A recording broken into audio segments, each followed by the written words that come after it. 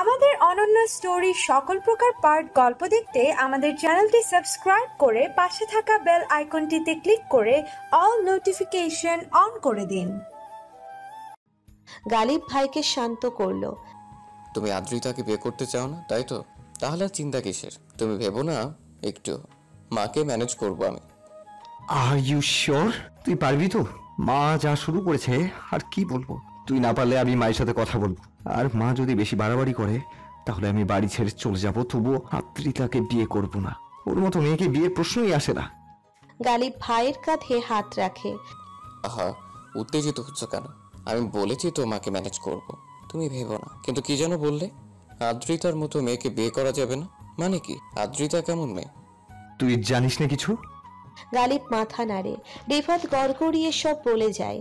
আদ্রিতা শোভার সাথে কি করেছে, রিফাতের বিয়ে ভাঙতে কি বলেছে সব বলে। শুনতে শুনতে গালিবের চোখ বড় হয়, আশ্চর্য চাহনি দিয়ে বলে, ও এত খারাপ, অথচ আমরা কেউ টের পেলাম না। কি করে? তাহলেই বোঝ এমন চালাক মেয়ে বিয়ের যোগ্য কিনা। ঠিকই বলেছো ভাই, এমন মেয়েকে বউ বানানো দূর, ওকে তো ঘরেই জায়গা দেওয়া উচিত না। যাক, তুমি ভেবো না একটু, মাকে আমি বোঝাবো। মা বুঝলেই ভালো। রিফাতের কথায় সাই জানায় গালিব, ওকে খানিকটা চিন্তিত দেখায়। রিফাত তখন এলোমেলো ভাবে ভাবছে কি করবে। এমনিতেই শোভার ব্যবহারে মনটা ব্যথাতুর হয়ে আছে, তার মধ্যে মায়ের কথা শুনে হৃদয় জুড়ে হাজারো কাঁটা ফুটলো যেন। কেন এমন করছে মা? আদ্রিতা কেমন মোহে আচ্ছন্ন করলো মাকে? এই মোহ কাটবে কি করে? আচ্ছা, তোরার সাথে কথা বলে দেখবে। আদ্রিতা যেহেতু তোরার সাথে রুম শেয়ার করতো, ও আদ্রিতার ব্যাপারে কিছু জানতে পারে। কারোর সাথে আদ্রিতার সম্পর্ক আছে কিনা। রিফাত তখনই উঠে তোরার রুমে গেল। খুব বেশি কিছু জানা গেল না তোরার কাছ থেকে। আদ্রিতায় রাতে ফোনে কারোর সাথে কথা বলে, চ্যাট করে, কিন্তু তার পরিচয় তোরা জানে না। পরিচয় জানার উপায় বা কি? একমাত্র আদ্রিতার ফোন হাতে পেলে জানা যাবে, কিন্তু ফোন পাবে কোথায়? সে কখন আসে কখন যায় কিচ্ছু বোঝার উপায় নেই। রিফাত যখন থাকে না তখন বাড়িতে আসে, আবার রিফাত আসার আগে চলে যায়। বাবাকেও পাওয়া যাচ্ছে না, সে তার বিজনেস নিয়ে ব্যস্ত বলে এই সুযোগে মা তার নিজের ইচ্ছে চরিতার্থ করছে। রিফাতের হাঁসফাঁস লাগে, কার কাছে গেলে মন খুলে কথা বলতে পারবে একটু। শোভা তো মুখ ফিরিয়ে নিয়েছে, বন্ধুদের কাছে যাবে কি? অনেক দিন যায় না, গেলে ওরা অনেক কথা শোনাবে। শোনাক, তবুও আজ ওদের খুব দরকার, রিফাতের খুব দরকার। 10 দিন পর হিমেল ফোন করেছিল আজ, শোভার কাঙ্ক্ষিত খবর নাকি পাওয়া গেছে। শুনে শোভা ছুটে চলে এসেছে হিমেলের সাথে দেখা করতে। ভাইয়া কেমন আছেন? হিমেল হাসলো, আন্তরিক সে হাসি দেখে শোভার ভালো লাগে। ভালো আছি, সরি অনেক লেট করে ফেললাম খবর দিতে। আরে কি বলেন, দেরি হলেও তাতে আপনার দোষ কোথায়? শোভা মাথা নাড়ে। ঠিকই বলেছ, তোমার বান্ধবীটি কেমন তা তো তুমি জানোই। তার অগোচরে কিছু করা ইম্পসিবল, আর এত চালাক মানুষের বিরুদ্ধে প্রমাণ জোগাড় অনেকটা যুদ্ধের শামিল। পেয়েছেন কিছু? হিমেলের চেহারায় তৃপ্তির হাসি ফুটে উঠল। পেয়েছি বলেই তো তোমাকে ডেকেছি। তার অমূল্য রতনটিকে অনেক কষ্টে খুঁজে বের করেছি। এই যে দেখো ওদের ছবি। শোভা দেখলো একটা হ্যান্ডসাম ছেলের সাথে আদ্রিতা দাঁড়িয়ে আছে। দুজন দুজনের হাত ধরে আছে শক্ত হাতে, মুখে মোহনীয় হাসি। ঘৃণায় গা গুলিয়ে উঠল শোভার, তবুও হিমেলকে দেখে শোভা মুখে হাসি ফুটিয়ে তোলে। ওর ক্যাম্পাস প্রেমিক নিশ্চয়ই জানে না এর কথা। পাগল, যেমন এই ছেলে জানে না ক্যাম্পাস প্রেমিকের কথা। যদি দুজনেই দুজনের কথা জেনে যায় তাহলে ব্যাপারটা কেমন হবে না ভাইয়া? শোভার মুখে দুষ্টু হাসি দেখে হিমেলও হাসে। খুব থ্রিলিং ব্যাপার হবে। একটা দারুণ থ্রিলার ফিল্ম দেখার আনন্দ মিস করতে চাই না আমি। এমন সময় শোভার ফোনটা আওয়াজ দিল। ফোন বের করে চেক করতেই ওর ঠোঁটের কোণে হাসি চওড়া হলো। যাক, আরেকটা সুসংবাদ এলো, ফ্রেন্ড রিকোয়েস্ট অ্যাকসেপ্ট হয়েছে। আমাদের ক্যাম্পাসে গিরগিটির এই ফিল্মটার চিত্রায়ন দেখবেন ভাইয়া? শোভা উঠে দাঁড়াতেই হিমেল বাধা দিল। আরে দাঁড়াও একটু, আরেকটা কাজ করেছি। এই যে ওই ছেলেটার আইডি, তোমার কাজ একটু এগিয়ে দিলাম। হিমেল মোবাইল বাড়িয়ে দিল। শোভা টুক করে দেখে নিল কাঙ্ক্ষিত নামটি। হিমেলের দিকে তাকিয়ে বলল, অনেক ধন্যবাদ ভাইয়া, আমার জন্য অনেক কষ্ট করলেন। ধন্যবাদ একদমই নিব না। তুমি সফল হলে আমি আমার কাজের পারিশ্রমিক পেয়ে যাব, কাজেই ধন্যবাদ দেওয়ার দরকার নেই। ইনশাল্লাহ সফল হব। যাই ভাইয়া। হিমেল মাথা দোলায়। কাজটা সেও করতে পারত, কিন্তু এই মেয়েটাকে সুযোগ দিল। আদ্রিতার কারণে মেয়েটা অনেক দিন ধরে কষ্ট পাচ্ছে। আদ্রিতাকে শাস্তি দিয়ে যদি ওর মনে কিছুটা শান্তি পেলে মিলুক। হিমেল এই পূর্ণ কর্মে বাধা হয়ে দাঁড়াবে না। শোভা পথে যেতে যেতে হিমেলের দেখানো আইডিতে ফ্রেন্ড রিকোয়েস্ট পাঠিয়ে আদ্রিতার দ্বিতীয় আইডিতে মেসেজ করলো। আপনার প্রেমিকটি একদম আপনার মতো। আজ তাকে দেখলাম বসুন্ধরায়, কিন্তু সাথে আপনি নেই, আপনার জায়গায় অন্য কেউ। কিছুক্ষণের মধ্যেই উত্তর এলো। Are you? শোভা লিখল, আপনার ফেসবুক ফ্রেন্ড। ইশরাককে কিভাবে চিনলেন? কে আপনি? আরে ওনাকে চিনবো না কেন, আপনার সাথেই দেখেছি কয়েকবার। হৃদয়ের বন্ধু উনি। সমানে বানোয়াট কথা লিখছে আর হাসছে শোভা। হৃদয় আবার কে? ওনার বন্ধুকে চেনেন না? কেমন প্রেমিকা আপনি? ওপাশ চুপ। কিছুক্ষণ পর লিখতে দেখা গেল। শোভা অপেক্ষা করছে। টেক্সট আসলো। ওর সাথে কাকে দেখেছেন? কে মেয়েটা? চিনি না, বেশ সুন্দরী, দেখে মনে হলো প্রচুর টাকার মালকিন। আপনাকে ওই ভাইয়ার সাথে অনেক দিন দেখেছি বলে অন্য কারোর সাথে দেখে খারাপ লাগলো। এর আগেও একদিন দেখেছিলাম, সেদিনই ভাবলাম আপনাকে জানাই, এই জন্যই ফ্রেন্ড রিকোয়েস্ট পাঠিয়েছিলাম। কিন্তু আপনি তো ফ্রেন্ড রিকোয়েস্টটা অ্যাকসেপ্ট করলেন আজ, ভাবলাম তাজা খবরটাই দেই, বাকিটা পরে দেয়া যাবে। শোভা দেখলো মেসেজ সিন হয়েছে সাথে সাথে, কিন্তু অনেকক্ষণ অপেক্ষা করার পরও উত্তর এলো না। শোভার মুখে শয়তানি হাসি। তীর আসল জায়গায় লেগে গেছে তাহলে। এক পাশে আগুন লেগে গেছে, এবার আরেক পাশে লাগানোর পালা। এক পক্ষের কাজ হয়ে গেছে, এবার অপর পাশের কাজ শুরু করতে হবে। অপেক্ষা কেবল মানুষটার ফ্রেন্ড রিকোয়েস্ট অ্যাকসেপ্ট করার। কয়েকদিন আদ্রিতার পিছনে লেগে থেকে ওর রুটিন মোটামুটি মুখস্থ হয়ে গেছে শোভার। এজন্য অবশ্য নিজের পড়ালেখাকে শিখেই তুলতে হয়েছে 2-3 দিনের জন্য। তাতে কোনো আপত্তি নেই শোভার। যে নরক যন্ত্রণা সে ভোগ করেছে, সেই একই সাজা আদ্রিতাকে দিতে পড়ালেখার একটু ক্ষতি করতে রাজি শোভা। ওর ডেডিকেশন দেখেই হয়তো খোদা মনিরা মেয়েটাকে ছুটিয়ে দিয়েছে। মনিরা আদ্রিতার ক্লাসেই পড়ে। লুকিয়ে চুরিয়ে আদ্রিতাকে দেখতে চেয়ে ওকে নজরে আসে। একটু চুপচাপ ধরনের মেয়ে, একা একা ক্লাসের পিছনের দিকে বসে থাকে। লুকিয়ে চুরিয়ে আদ্রিতার কায়সারকে দেখে। 2 দিন দেখে ওকে ধরল শোভা। হাই মনিরা, আমি শোভা, ফার্স্ট ইয়ার IB এর ডিপ। একটা কথা জিজ্ঞেস করবো? মনিরা তার লম্বা বেনি পেছনে ঠেলে দিয়ে বাচ্চাদের মতো নাকি গলায় বলে, তুমি জুনিয়র হয়ে আমার নাম ধরে বললে কেন? শোভা হেসে উত্তর দিল, ইউনিটে জুনিয়র হলেও আমরা ব্যাচমেট। 1 বছর লস আছে আমার। ও তাহলে ঠিক আছে, বলো কি বলবে। তুমি কি কাউসারকে লাইক করো? মনিরার গালে লালিমা। খানিকটা তুতলে জানতে চাইল, তোমাকে কে বলল? দেখেছি আমি। মনিরা মন খারাপ করে শোভার পাশে বসলো। আমি পছন্দ করলে কি হবে? ও তো ফিরেও তাকায় না আমার দিকে। একটা কাজ করবে আমার? আশা করি কয়েকদিনের মধ্যে কায়সার তোমার সাথে কথা বলবে। মনিরার চোখ চকচক করে। সত্যি? কি কাজ বলো তো? বেশি কিছু না, আদ্রিতার দিকে নজর রাখবে। ও কখন কোথায় যায়, কার সাথে কথা বলে, এসব আমাকে জানাবে। পারবে না? ব্যাস এইটুকু? শোভা মাথা নাড়তেই মনিরা খুশি হয়ে হাসলো। খুব পারবো। Good girl. আমি তাহলে আর আসবো না। তুমি কিন্তু আমাকে জানাতে ভুলো না। ওর সব অ্যাক্টিভিটির খবর দেবে আমাকে, ওকে? মনিরা মাথা দোলায়। দেবো, ভেবো না একদম। কিন্তু আমার কথা হলো, আদিত্যকে নজর রাখলে কাইসার কেন কথা বলবে আমার সাথে? বলবে। তুমি শুধু আমার কাজটা করো, একদিন পরেই রেজাল্ট পাবে। ওকে। এরপর থেকে ফোনে নিয়মিত আদ্রিতার আপডেট পাচ্ছে শোভা। ভার্সিটিতে সারাক্ষণ সহপাঠী কাম প্রেমিক কায়সারের সাথে থাকে আদ্রিতা। ইদানিং রেগুলার হলে থাকছে। 3 দিন ক্লাস শেষে ঢাকায় যায়। কোনো রাতে হলে ফেরে, কোনো রাতে ফেরে না। সেদিন মনিরা জানালো কায়সারের সাথে নাকি তুমুল ঝগড়া হয়েছে আদ্রিতার। দুজন একে অপরের সাথে কথা বলছে না। শুনে মুচকি হেসেছে শোভা। আসল মুভিটা কখন মুক্তি পাবে সেই অপেক্ষায় তর সইছে না ওর। দিনক্ষণ জানে না বলে মনের মধ্যে সর্বদাই আকুলি বিকুলি হয়। উফ, অপেক্ষা কবে ফুরাবে? রবিবার সকালের ক্লাসটা ক্যান্সেল হয়েছিল বলে ঘুমিয়েছিল শোভা। তার সেই ঘুম ভাঙল হিমেলের ফোন পেয়ে। এই শোভা, তোমার ফিল্মে শুটিং হচ্ছে আর তুমিই নেই, এটা কোনো কথা হলো? চিত্রগ্রহণ না করলে সবাইকে ফিল্ম দেখাবে কি করে? ঘুমন্ত শোভার ব্রেনও বুঝি ঘুমিয়েছিল, তাই সে না বুঝে বোকার মতো জানতে চাইল। কোন ফিল্ম ভাইয়া? বুঝিনি, কি বলছেন? এত বুঝতে হবে না, শিগগিরই ফুচকা চত্বরে চলে এসো।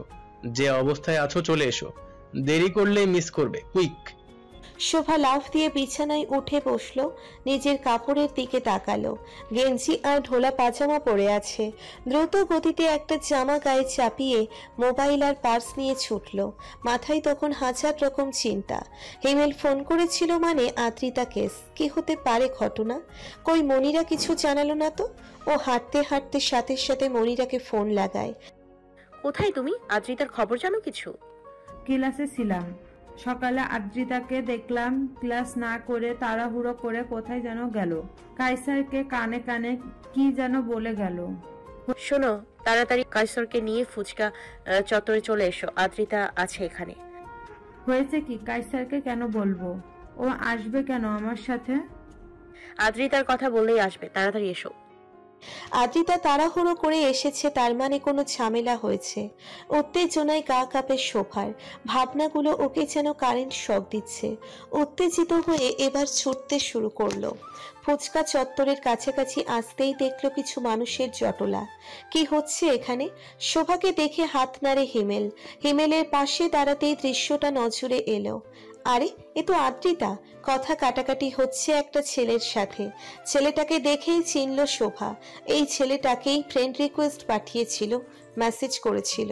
তবে ছেলেটা মেসেজ সেন্ড করলেও কোনো অ্যান্সার দেয়নি, ফ্রেন্ড রিকোয়েস্টও অ্যাকসেপ্ট করেনি। আজ হঠাৎ চোখের সামনে ছেলেটাকে দেখে অবাক না হয়ে পারে না। কি যেন নাম ছেলেটার? ইসরাক। হ্যাঁ, ইসরাক। শোভা দ্রুত হাতে মোবাইলের ভিডিও অন করলো। ওই যে আরেক হিরো চলে এসেছে, এখন আসল অ্যাকশন শুরু হবে। হিমেল ওর কানে ফিসফিস করলো। শোভা হেসে দিল। কায়সারকে এসে দাঁড়াতে দেখলো।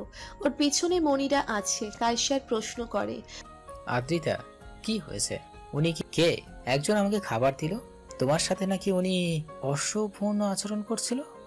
আদ্রিতা কিছু বলার আগে ইসরাক ওর সামনে এলো। আগে বলো তুমি কি? আমাদের মধ্যে নাক ঢুকাচ্ছ কেন? আপনি কে? এইভাবে ক্যাম্পাসে এসে গুন্ডামি করছেন, ক্যাম্পাসের ছাত্রছাত্রীদের সাথে অশোভন আচরণ করছেন, আবার আমাকে প্রশ্ন করছেন। কায়সার কথা শুনে ইসরাক হো হো করে অট্ট হাসিতে দিল। আমি কে সেটা ওর কাছ থেকেই শোনো। আদ্রিতা বলো তো আমি কে? আদ্রিতা দৌড়ে এলো কায়সারের সামনে। কাইসার, তুমি চলে যাও, আমি ওর সাথে কথা বলে আসছি। তুমি ওকে চেনো? কায়সার অবাক হয়ে জানতে চায়। আচ্ছা, তাহলে এটাই তোমার ইউনিভার্সিটির নাগর? কি যেন নাম তোমার বাচ্চা? কাইজার, তাই না? ইসরাক প্রশ্ন করে। কায়সার মাথা দোলায়, ওকে দ্বিধান্বিত দেখায়। ইশরাক, খুব বেশি হচ্ছে কিন্তু। আদ্রিতা হুমকি দিল। আদ্রিতাকে সম্পূর্ণরূপে ইগনোর করে ইসরাক কায়সারের দিকে তাকিয়ে হাসলো। তোমার সাথে ওর সম্পর্কটা কি? তাছাড়া আমার দুইজন একে অপরকে ভালোবাসি। ভালোবাসো? কায়সার মাথা দোলায়। ইসরাক একবার আদ্রিতাকে দেখলো, একবার কায়সারকে। তারপর আদ্রিতার দিকে তাকিয়ে জানতে চাইলো, একসাথে কজনকে ভালোবাসো যায় দিতি? আদ্রিতা উত্তর দিল না। কায়সার বিরক্ত হয়ে প্রশ্ন করে, আপনি কে বলুন তো? উল্টাপাল্টা কথা বলছেন কেন ওর নামে? তার আগে বলো তোমার সাথে ওর কতদিন ধরে সম্পর্ক? তা জেনে আপনার কি? আদ্রিতা কে? উনি কি সম্পর্কে ওনার সাথে? কায়সার আদ্রিতার দিকে তাকালে আদ্রিতা মুখ লুকিয়ে অন্যদিকে তাকায়। ইসরাক হাসলো। ও বলবে না কিছু।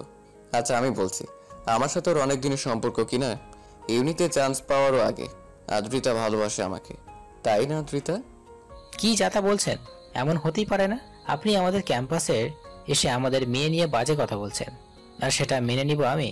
এত সাহস? খুব হতে পারে, না হলে বলছি কেন? ইস্তাক হাসল। ওর হাসিটা কায়সারের সহ্য হলো না, যেমন আদ্রিতার নীরবতা সহ্য হচ্ছে না। প্রমাণ দেখান। কায়সার শক্ত কণ্ঠে বলল। ইস্তাক আদ্রিতার দিকে তাকিয়ে বলল, হ্যাঁ, প্রমাণ তো সামনে, পারলে ওর কাছেই জানতে চাও। আমি যদি ওর পরিচিত না হতাম তবে কি এত সময় এখানে দাঁড়িয়ে থাকতে পারতাম? সেকেন্ডের মধ্যেই পরিস্থিতি পাল্টে গেল। কিছু বুঝে ওঠার আগেই কায়সার ঝাঁপিয়ে পড়ল ইস্তাকের উপর। ইস্তাক বুঝে উঠতেই একটা যুদ্ধ শুরু হলো। ক্যাম্পাসের কয়েকটা ছেলেও কায়সারের সাথে যোগ দিয়ে ইস্তাককে মারতে লাগলো। হিমেল ফিসফিস করলো, দেখেছো কিভাবে আদ্রিতা ইশারা দিল কায়সারকে? ইস্তাককে ওভাবে মার খেতে দেখে শোভা আতকে উঠল। হিমেল ভাই ছেলেটাকে মেরে ফেলবে ভাই, যান কিছু করেন, আদ্রিতা তো আবার বেঁচে যাবে। স্পটলাইট ওর দিকে থেকে সরে যাচ্ছে, ও পালানোর আগে ওকে ধরতে হবে ভাই, যান প্লিজ। সত্যি যাব? না গেলে আদ্রিতা পালিয়ে যাবে, দেখবেন আজই সবার সামনে সব ক্লিয়ার হতে হবে। ওর মুখোশ খোলার জন্য এর চেয়ে ভালো সুযোগ পাবেন না। তুমি বলছো যখন যাচ্ছি। হিমেল এগিয়ে গেল।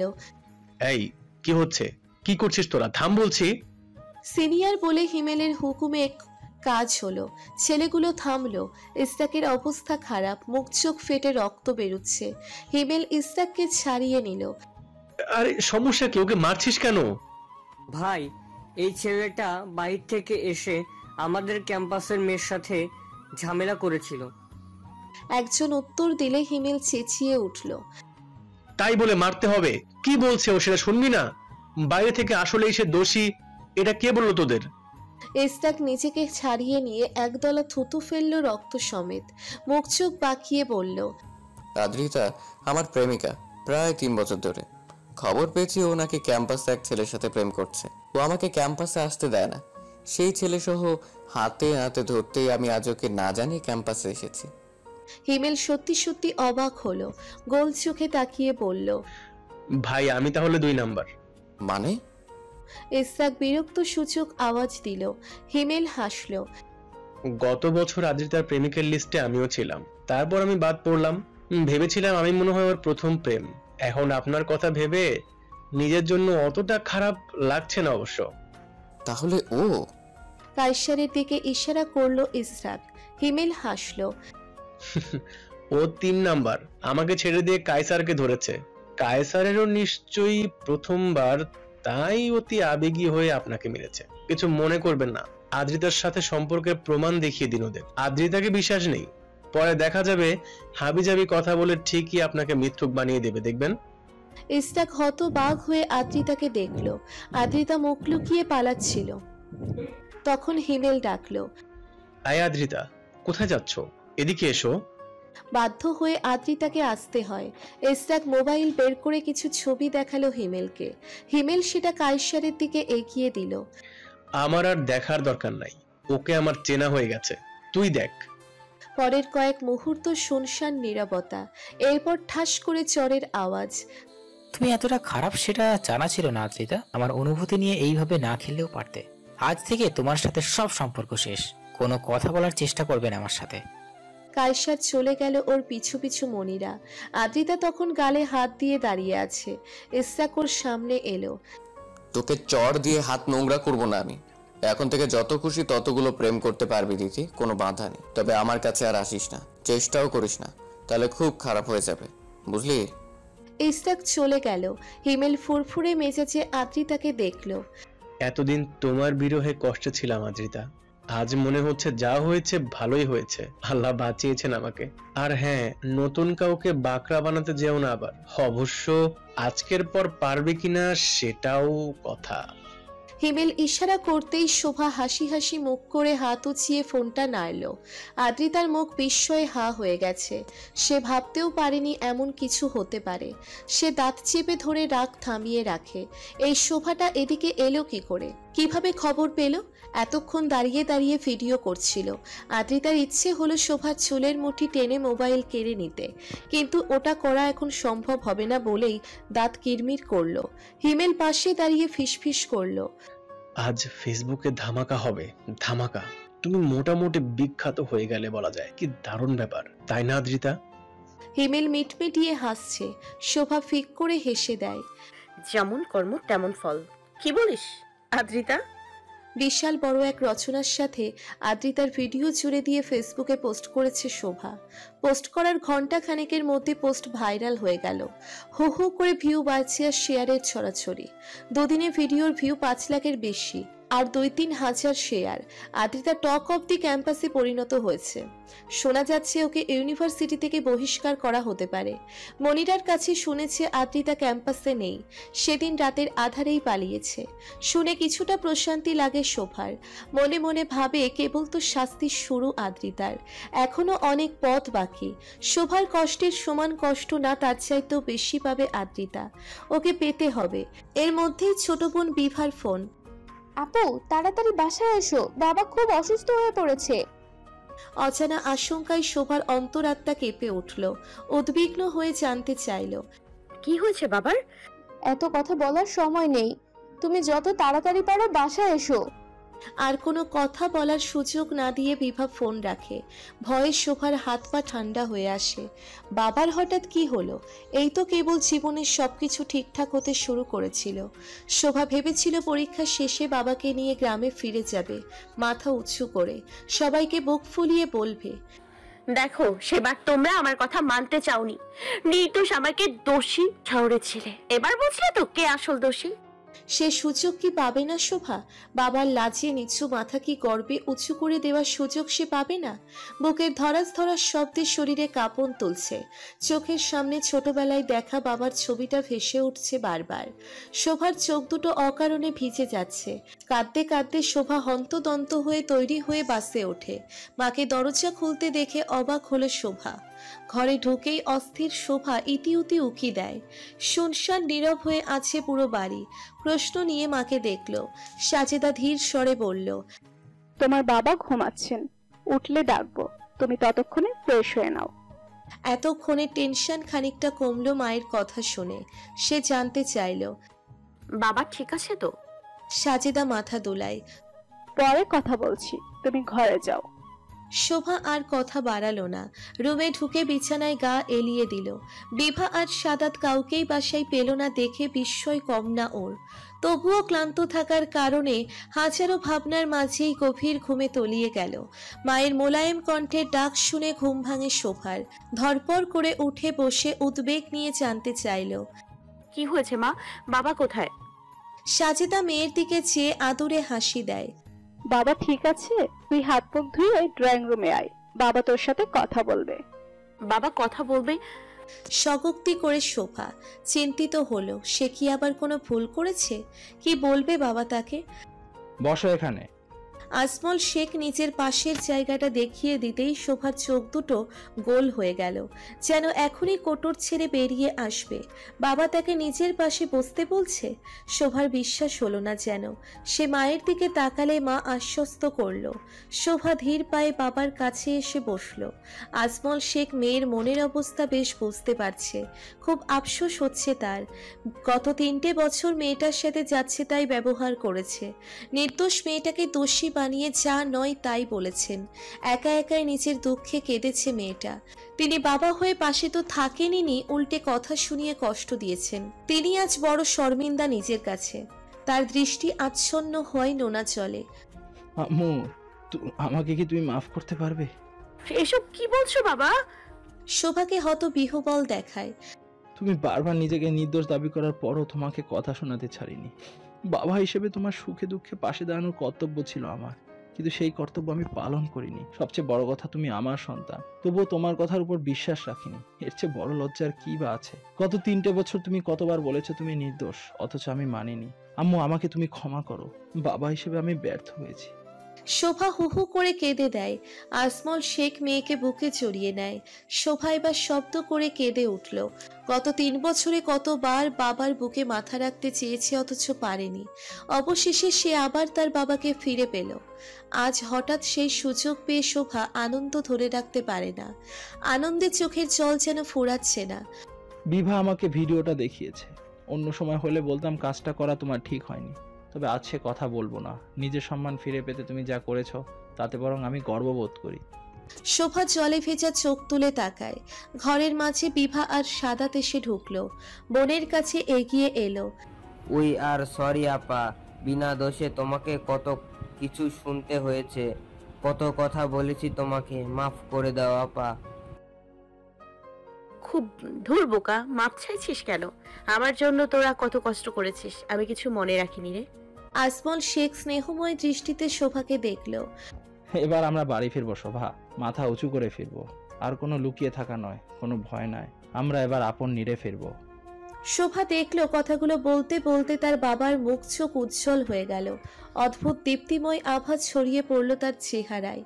শোভার ভিডিওটা বাড়ির সবাইকে দেখানোর গুরু দায়িত্বটা রিফাত পালন করেছে এবং অতি অবশ্যই ভিডিওটা তার কাছে পাঠিয়েছে তার খবরি লালবন্ধু মিনহাজ। ভিডিও দেখতে বসে রিফাত অবাকের চাইতেও অবাক হলো। লেখাগুলো পড়ে মোবাইলের দিকে অবিশ্বাস নিয়ে হাঁ করে তাকিয়ে থাকলো কিছুক্ষণ, তারপর গলা ফাটিয়ে হাসলো উচ্চস্বরে। যদিও হাসাটা অনুচিত হচ্ছে, তবুও হাসি আটকাতে পারল না কিছুতেই। মনে হচ্ছে আজ একটা স্বর্ণালী দিন তার জন্য। শোভা করেছেটা কি, আর কিভাবে করলো এই অসাধ্য সাধন? সে মোবাইল হাতে নিয়ে প্রায় ছুটে বেরিয়ে গেল। বাবা মায়ের রুমে উকি দিল। বাবা মা, তোমরা কি ঘুমিয়ে গেছো? গোলাম রসুল শুয়েছিলেন আর রোকিয়া কারোর সাথে ফোনালাপে ব্যস্ত ছিল। দুজনেই ছেলের দিকে তাকালেন। গোলাম রসুল উঠে বসলেন। কি হচ্ছে? তোমাদের কিছু দেখাতে চাই। টিভিটা কি অন করতে পারি বাবা? রোকিয়া উৎসাহী হয়ে কান থেকে ফোন নামিয়ে রাখলো। গোলাম রসুল মাথা দুলালেন। রিফাত টিভিতে ভিডিওটা চালিয়ে সরে দাঁড়ালো। বাবা মায়ের প্রতিক্রিয়া, বিশেষ করে মায়ের প্রতিক্রিয়া দেখার লোভ সামলাতে পারছে না সে। 10 মিনিট পরেই গোলাম রসুল শিরদাঁড়া খাড়া করে উঠে বসলেন আর রোকিয়া একদম স্থির হয়ে গেলেন। দুজনেই কয়েকবার করে একে অপরকে দেখলেন। আরে, এটা কি আমাদের আদ্রিতা? রিফাতের বুক ধুকপুক করছে। সে মাথা নাড়ে। হ্যাঁ বাবা। সাথের ছেলেটাকে খুব চেনা চেনা লাগছে যে। রোকিয়া পালাক্রমে রিফাতকে আর স্বামীকে দেখছে। তার কপালে ঘামের রেখা। রিফাত ভাবছে নামটা বলবে কিনা। ছেলেটা কি আমাদের গালিব না? ও আদ্রিতার ভার্সিটিতে কেন গিয়েছে? কি করছে ওখানে? গোলাম রসুল হতবাক হয়ে গেলেন। রিফাত হাঁপ ছেড়ে বাঁচে। বাবা নিচু মুখে বলে তাকে বিরাট সমস্যা থেকে বাঁচিয়ে দিল। রিফাতের নিঃশ্বাস বুঝে আসে, তবুও। হ্যাঁ বাবা, আমাদের গালিব। আদিতার সাথে নাকি অনেকদিন যাবত ওর সম্পর্ক। পুরোটা দেখো, বুঝতে পারবে সব। রোকিয়া হতবুদ্ধি হয়ে গেল। এটা কিভাবে সম্ভব? আমাদের গালিব আর আদ্রিতা? রিফাত কিছু না বলে কেমন ঢোক গিলল। ভাবছে সেদিন তাহলে এই কারণেই গালিব তার কাছে এসেছিল, তার মনের ভাব জানতে। গালিবও আর মেয়ে পায়নি, একেবারে পচা শামুকে পা কেটে ফেলেছে। বেদম হাসি পাচ্ছে তার। বাবা মায়ের মুখ চেয়ে হাসতে পারছে না। রিফাত ঠোঁটের কোণে হাসি ঝুলিয়ে দাঁড়িয়ে রইল, অপেক্ষা করছে বাবা মায়ের রেসপন্সের। সে দেখতে চায় এরপর বাবা মা কি করে তাদের গুণবতী মেয়ে আদ্রিতাকে। গোলাম রসুল জরুরি মিটিং ডেকেছে ঘরের মধ্যে। গতকাল আদ্রিতার বাবা মা ঢাকায় চলে এসেছে। মিটিংয়ের আগে গালিব ওরফে ইসরাককে খবর দিয়েছে রিফাত। মিটিংয়ে তার উপস্থিতি জরুরি। রিফাত এসে বসেছে পিছনে। গালিবকে হেঁটে আসতে দেখে উপস্থিত মানুষগুলো আঁতকে উঠল। প্রায় সপ্তাহ খানেক পরেও যেমন অবস্থা, তাতে ভালো মার খেয়েছে বোঝা যাচ্ছে। ডান চোখ ফুলে একাকার, বাম চোয়াল ছিলে গেছে, নাক ভোঁচকে আছে। রোকেয়া ছেলেকে দেখে আঁতকে উঠলেন। অবস্থা এত ভয়াবহ তার জানা ছিল না। গালিব কদিন তার রুম থেকে বের হয়নি। সে প্রায় ছুটে এসে ছেলেকে ধরল। এ কি অবস্থা তোর? গালিব সংকোচ নিয়ে নিজেকে ছাড়িয়ে নেয়। তেমন কিছু না মা, ঠিক হয়ে যাবে। গোলাম রসুল শক্ত হয়ে রইলেন। এখন আবেগ দেখানোর সময় না, শক্ত হয়ে সিদ্ধান্ত নেওয়ার সময়। কাজেই নরম ব্যবহার করার প্রশ্নই ওঠে না। বসো তোমরা, আমি খুব জরুরি কথা বলবো বলে তোমাদের ডেকেছি। মিজান আর কানিজও আছে, কাজেই মন দিয়ে কথাগুলো শোনো। মিজান নড়ে চড়ে বসল। জি ভাইজান, কি বলবেন বলেন। কথাগুলো তোর মেয়েকে নিয়ে মিজান। আমার মনে হয় এই কদিনে তোরা দুজনও জেনে গেছিস কি বলতে পারি। মিজান মাথা নিচু করলো। কানিজ আদ্রিতাকে বাঁচানোর চেষ্টা করলো। ভাইজান, ছোট মানুষ ভুল করে ফেলেছে, মাফ করে দেন। গোলাম রসুল হুঙ্কার দিলেন। ছোট মানুষ? তুমি কি বুঝে কথা বলছো কানিজ? নাকি মেয়েকে বাঁচাতে এখনো চোখে পট্টি বেঁধে রেখেছো? তুমি দেখেছো কি করেছে? সবচেয়ে বড় কথাও আমার ছেলের গায়ে হাত তুলেছে। এমন কাজ করার সাহস কি করে হলো? কানিজ কেঁপে উঠে মুখে কুলু পাটে। গোলাম রসুলের এমন রূপ আগে দেখেনি সে। পড়ালেখায় ভালো বলে ওকে নিজের বাড়িতে রেখে দিয়েছিলাম, এখন দেখছি দুধকলা দ্বীপ সাপ পুষেছে। আমার খেয়ে আমাকেই দংশানোর চেষ্টা। ওর কি ধারণা ছিল ওকে ছেলের বউ হিসেবে মেনে নিতাম আমি? এত সহজ? মিসান বা কানিজের প্রতি উত্তর দেওয়ার সাহস হলো না। আর গালিব, তোমার কাছ থেকে এমন কাজ আশা করিনি। বলা যায় আদ্রিতা তোমাকে বাঁচিয়ে দিয়েছে, তা না হলে আমি আগে এমন কিছু টের পেলে খুব খারাপ হতো। বাবা হিসেবে তোমাদের যথেষ্ট ছাড় দিয়েছি, তার মানে এই না যে যা খুশি তাই করবে আর আমি মেনে নেব। জীবন সঙ্গী হিসেবে ভুল মানুষকে বেছেছিলে, তোমার পছন্দ যে ভুল ছিল সেটা তো এখন দেখতেই পাচ্ছ। গালিব মাথা নিচু করলো। অপমানে ওর মুখ চোখ অরুণ রঙে রঙিত। দাঁতে দাঁত চেপে হজম করা ছাড়া গতি নেই। আমি ভাবতেও পারি না আদ্রিতা এমন করতে পারে। ওকে এত আদর ভালোবাসা দিয়েছি, সবই ওয়েস্ট হয়েছে মনে হচ্ছে। ওর চাইতে একটা কুকুরকে ভালোবাসলে বরং সে আমাদের প্রতি বেশি কৃতজ্ঞ থাকতো। ও আমাদের পেছনে আমাদেরই ছেলের ক্ষতি করতে চেয়েছে। ছি, নিজের উপরই রাগ লাগছে। নিজের সন্তানের চাইতে বেশি বিশ্বাস করেছি ওকে। রোকিয়া নিজের রাগ ছাড়লেন। গোলাম রসুল প্রশ্ন করলেন,